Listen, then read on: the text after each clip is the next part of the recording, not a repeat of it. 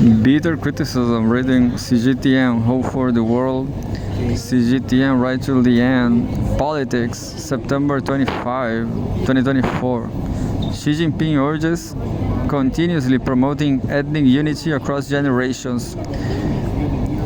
We have a photograph from some communist beautiful building. Can you see the light of it? This is a monument. The monument of the national unity oath is on display at the Yunnan Nationalities Museum in Kunming, southwest China's Yunnan province.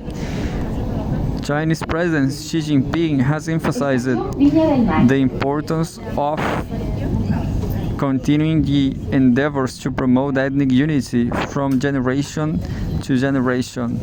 She also General Secretary of the Communist Party of China Central Committee and Chairman of the Central Military Commission made the remarks in a reply letter to descendants of the representatives from diverse ethnic groups who erected a monument in 1951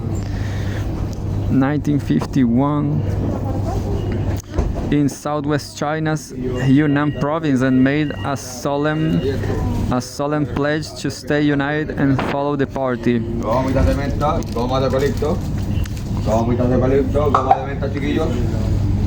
For over 70 years, people from all ethnic groups have stood in solidarity with the party.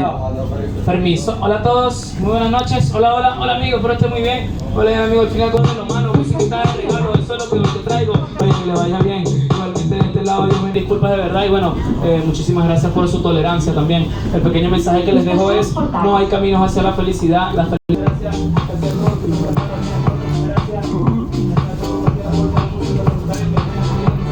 For over 70 years, people from all ethnic groups have stood in solidarity with the party and worked in unity, making historic achievements in the economic and social development of border areas, she said in the letter, calling the Chinese nation, quote, a big family where 56 ethnic groups love and care for each other's, unquote. She stressed that people of all ethnic groups should sharpen this sense of community for the Chinese nation and work for greater ethnic unity and progress. In 1950, representatives of different ethnic groups in Pu'er, Yunnan, were invited to Beijing to participate in celebrations marking the first founding anniversary of the People's Republic of China on January 1st. On January 1st, 1951, the people of Pu'er held an oath-taking rally to put up the monument in accordance with their customs. A total of 48 representatives signed their names on the monument. Their descendants recently wrote to Xi providing an update on the lives of local ethnic communities under the party's leadership, source Xinhua News Agency. So it's time for another Cgtn Hope for the World. All about Cgtn now. Economy. September 28, 25, 2024. U.S. economists warn on dire consequences from tariffs on China. This is very, very interesting because the U.S. is crippling, it's doing so bad. We have a photograph.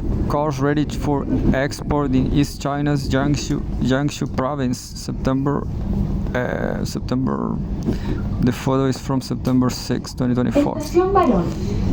U.S. economists and analysts have warned that the series of new tariffs on imports from China will cause multiple dire consequences, set to take effect on September 27. These tariffs include a 100% duty on Chinese electric vehicles, 50% on solar cells, and 25% on steel, aluminum, EV batteries, and key minerals. Jason Oxman, president of the Washington-based Information Technology Industries Council, criticized the move. He said the U.S. has repeatedly resorted to more tariffs, ignoring industry concerns about economic impacts and supply chain resilience. U.S. tariffs have already cost American businesses and consumers $221 billion since implementation, Oxman added in his statement.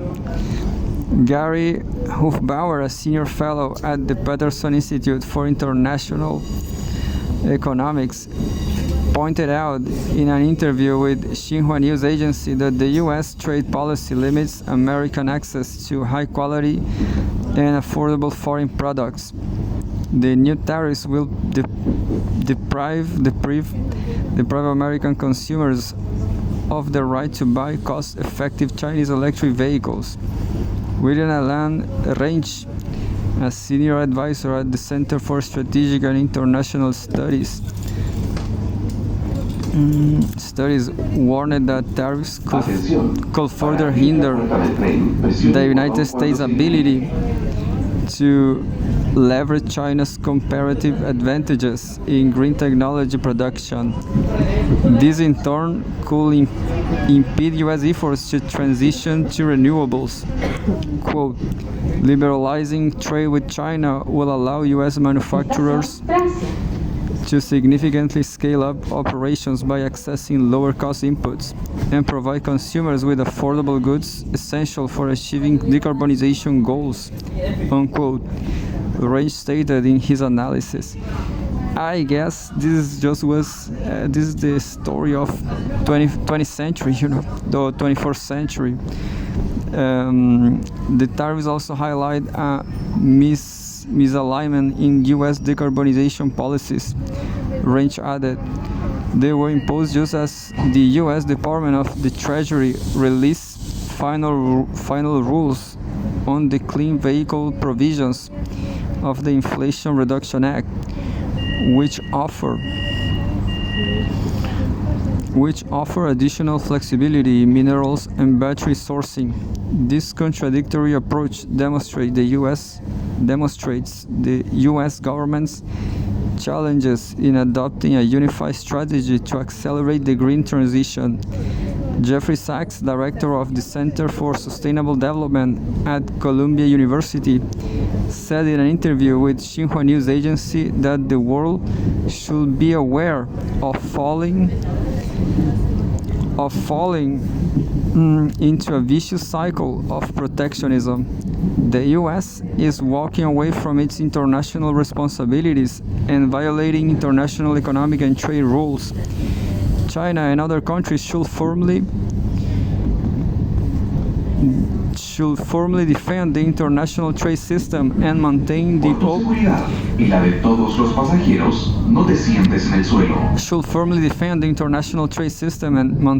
openness of global trade, he added. I will tell you more, I guess.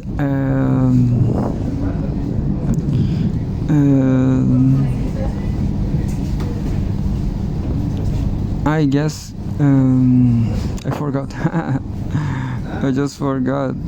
Traditional approach. The question is China able to do good business without the U.S.? Can China do good business without the U.S.? That's the question for China, I guess. But I bet on China. I definitely bet on China. In the U.S. it's just declining. I guess China has a lot of partners in ASEAN, I guess.